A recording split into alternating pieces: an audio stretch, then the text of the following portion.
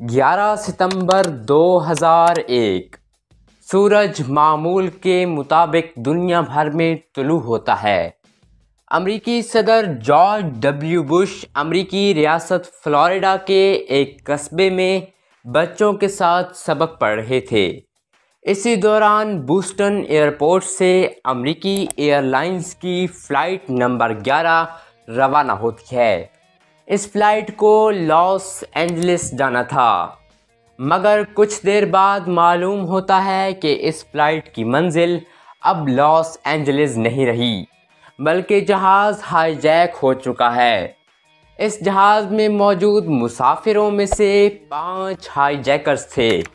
In high جیکرز کے سربراہ کا نام تھا محمد عطا۔ اب جہاز کا رخ ورلڈ ٹریڈ سینٹر کی طرف تھا، جو کہ امریکہ کی بہت ہی خاص عمارت تھی اور امریکی شہر نیو یارک میں موجود تھی۔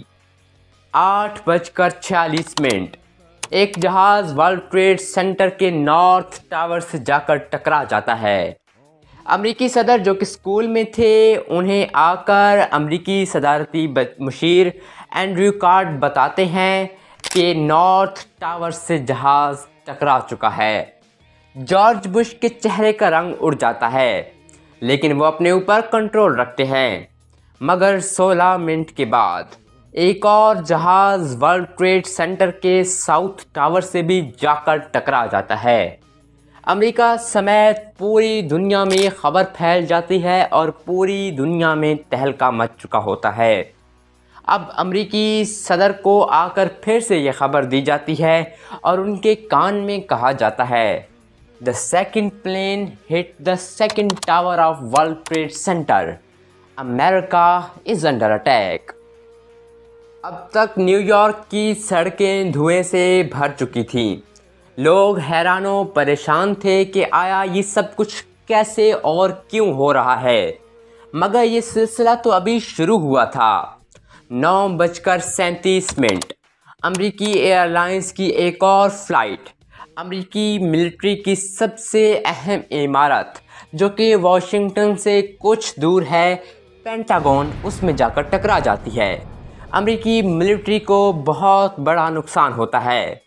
اب امریکی صدر جو کہ دوسری جماعت کی کلاس میں تھے، وہ کلاس چھوڑتے ہیں اور ایک اور کلاس میں جاتے ہیں، صورتحال کا جائزہ لیتے ہیں اور پھر وہ قوم سے خطاب کرتے ہیں۔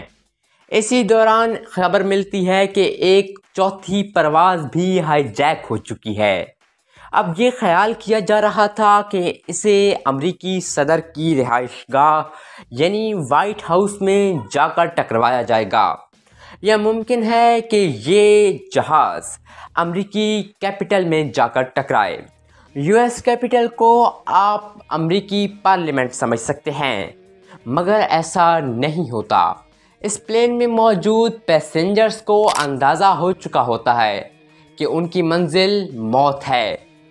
اسی وجہ سے وہ ہائی جیکرز کا مقابلہ کرنے لگ جاتے ہیں، اور پیسنجرز ہائی جیکرز کا مقابلہ کر رہے ہوتے ہیں کہ اسی دوران میں جہاز پینسلوینیا کے کھیتوں میں جا گرتا ہے۔ امریکہ پر ہونے والے ان حملوں میں قریباً 3000 لوگ مارے جاتے ہیں۔ امریکہ جو کہ اس وقت کی سپر پاور تھی، وہ ان حملوں سے لرز کے رہ جاتا ہے۔ امریکی اسٹاک مارکیٹ کریش کر جاتی ہے، پوری دنیا میں ہلچل مچ جاتی ہے۔ امریکہ نے ان حملوں کا الزام القاعدہ پر لگا دیا تھا۔ القاعدہ کے اس وقت کے سربراہ تھے Osama bin Laden. Osama bin Laden نے ان حملوں کی ذمہ داری لینے سے صاف انکار کر دیا اور کہا کہ ان حملوں میں اس کا کوئی ہاتھ نہیں۔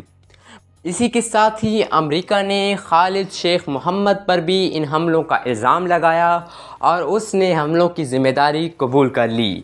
2003 میں خالد شیخ محمد کو پاکستان سے گرفتار کر لیا گیا۔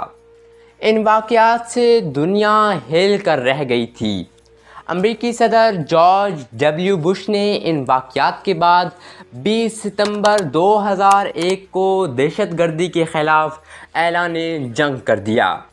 इसी जंग के नतीजे में अफ़गानिस्तान पर हमला कर दिया गया और इराक़ में भी ऑपरेशन किया गया। पूरी दुनिया के मुसलमानों को इन हमलों के बाद निशाना बनाया गया, वो अफ़गानिस्तान हो या इराक़ या दुनिया के कहीं किसी और मुल्क में मुसलमानों को निशाना बनाया गया और नाहक मुसलमानों पे जुल्म सितम के पहाड़ ढाए गए। जहां इस मुहिम का मकसद दहशतगर्दी को ख़त्म करना था, वहां पर इस ऑपरेशन के बाद इस्लामोफोबिया ने जन्म लिया और दुनिया में पहली बार इस्लामोफोबिया खुल के सामने आया। पूरी दुनिया में मुसलमानों को हकारत की निगाह से देखे जाने लगा और उनके ख़िलाफ़ ऑपरेशंस होने लगे, जिसकी वजह से मुसलमानों को बेहद नुकसान पहुंचा। यही नहीं, कुछ लोग आज भी इस बात का इल्ज़ाम लगाते हैं कि अमरीकी खुफिया एजेंसी CIA को इन हमलों का पहले ही से इल्म था, मगर उसने कोई बरवक्त एक्शन नहीं लिया, जिसकी वजह से ये सब हमले हुए। 9/11 के हमलों के बारे में आपकी क्या राय है, हमें कमेंट सेक्शन में ज़रूर बताइएगा। वीडियो कैसी लगी इस बारे में भी राय ज़रूर दीजिएगा, और अगर अभी तक आपने हमारा चैनल सब्सक्राइब नहीं किया तो सब्सक्राइब करके बेल आइकन ज़रूर दबाएं। मिलते हैं अगली वीडियो में, तब तक के लिए हमें इजाज़त दें। अल्लाह हाफिज़।